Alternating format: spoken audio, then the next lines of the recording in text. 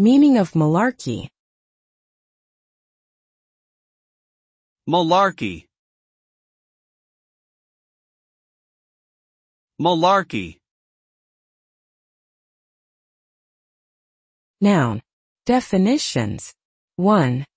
Nonsense, foolish or meaningless talk. Empty or insincere words. 2. Something that is false or deceitful. A deceitful or fraudulent act. Examples. 1. The politician's speech was full of malarkey, promising things that could never be delivered. 2.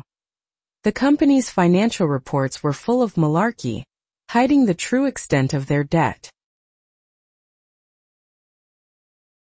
Malarkey.